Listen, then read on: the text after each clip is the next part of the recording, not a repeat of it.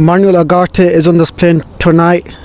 He's flying from Paris straight to Manchester to have his medical tomorrow morning and signed agreement, 5-year deal. That's right, 5 years with additional optional extra, and the deal's been agreed this morning. As you heard, 50 million euros with 10 millions with add-ons, so in total 60 million euros. So we've come to agreement with Paris Saint-Germain, and this plane is coming tonight, as you can see, with Manuel Ugarte on it. This plane is a Qatar Airways plane, which is sponsored by President Nasser and sponsored by Sheikh Jassim, which is a joke there. But yeah, that's it. He's finally here. We've all been waiting for this deal to happen. We waited since July. Every day was close, but it's finally done. Today, on the 27th of August, half 8, it was announced that Manuel Ugarte deal has been agreed. As we've seen from pictures yesterday, Jason Wilcox went over to Paris to get this deal done, so he's probably gone there over there last night, stayed over, and then this morning got the talks going, and they've agreed a deal with 15 million euros and plus 10 million euros with add-ons, bonuses, so 60 million euros. So Manuel Ugarte is exciting perspective, coming to Old Trafford, which is the one we needed. We've been waiting for him all this time since July.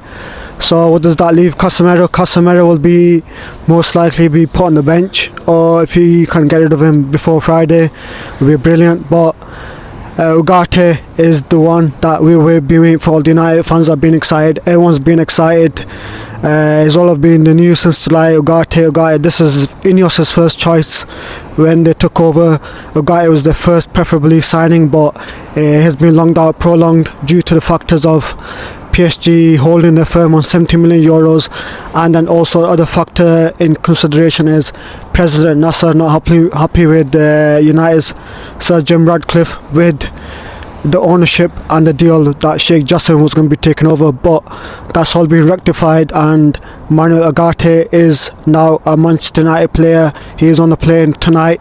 He has boarded the plane, as we'll be tracking it all night, and he'll be touching down to Manchester around 10:30, 11 o'clock, and straight to hotel. And then tomorrow morning he's a scheduled medical, because it's too late to schedule a medical tonight, and tomorrow he'll be signing a contract, and hopefully United will be announcing him soon as possible, even tomorrow afternoon or maybe tomorrow evening.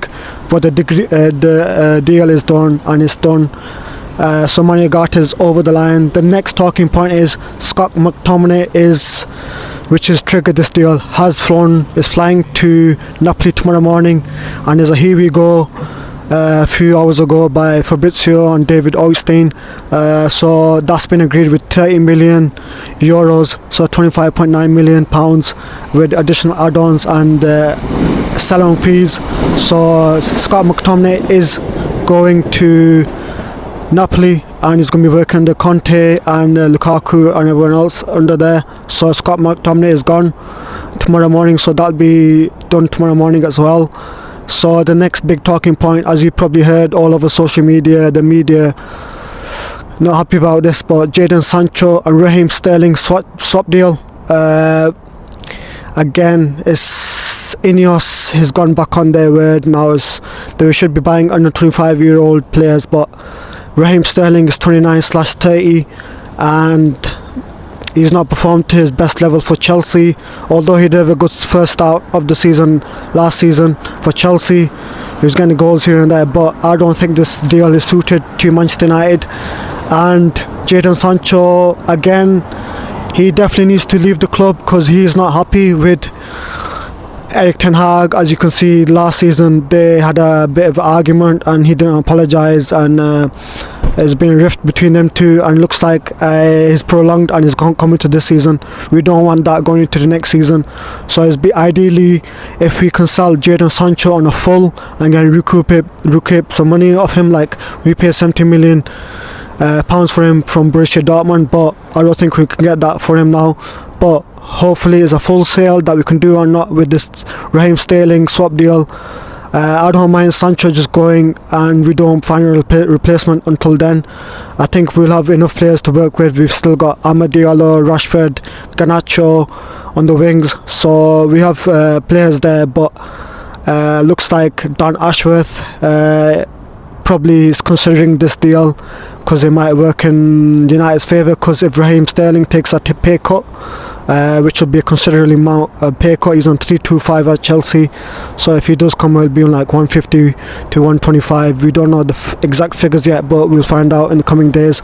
This deal could go down to the wire, and is the one to watch. Raheem Sterling and Jadon Sancho swap deal, not ideal. And also Jadon Sancho is also considering Juventus. Juventus have just bought 3 midfielders today. They were, oh, here we go, so we don't know. And Frederick Chesney is going to Liverpool. That is a here we go from last night, so they want a replacement for Chesney for Jadon Sancho. Jadon Sancho is considering that option. He wants to probably leave the Premier League and not stay in the Premier League, so that would be ideal option if Juventus can do a deal with a loan or a loan obligation to buy, and we United cover some of the fees. As you heard from, his fees are quite high. His wages is on 350k a week, and he's not getting into starting 11 or even into the bench. So it is time we get rid of Jadon Sancho out of the club and get some money back on him. And so that's the other talking point is Ben Chilwell is not considered in the swap deal, so he's not considered in the swap deal. So ideally we need the left back. That's the missing piece now, left back. We've got Manuel Ugarte, we've got Matis Delit, and we've got Lenny Yoro, we've got Mazawari, we've got Xerxes. So 5 players, so 7 in total we've signed. Ineos has done brilliant transfer window, so we've 5 are the main players, 2 are additional development players, so they'll be like academy players. Chobi Obi and Sesko will be academy players, so they'll be developing. So Chobi Obi will be third in line as a striker behind Højlund and Xerxes, and with Sesko again another midfielder who needs to develop, Mali international. So we've signed 7 players this summer. We've let go of a few players. We've let go of like over 100 million worth of players have gone, including the latest one, Scott McTominay. So really good business by Ineos, and we have some still deadwood left in the team, which we probably think still here. Probably won't get onto will probably be on the bench players. The likes of Harry Maguire, Casemiro will be benched now. Luke Shaw is still injury prone, will be on the bench. Rashford, another big name because of his price tag, and it looks like Ten Hag's favouring him, and he will be probably still playing him. But Rashford probably will need to leave the club at some point next season, along with Harry Maguire, Casemiro, Luke Shaw, and maybe Tyrese Malacia because he's injury prone, and get another left back in to replace them. Maybe another centre back and another midfielder. So I think we probably need another midfielder before the transfer deadline, but I think Manuel Ugarte might be the last deal for us, and also watch the space for Jadon Sancho and Raheem Sterling swap deal. If it is the first time you're watching Universal Sports, don't forget to like, subscribe and share. Let's go up to 500 subscribers and likes before the 1st of September, before Liverpool come.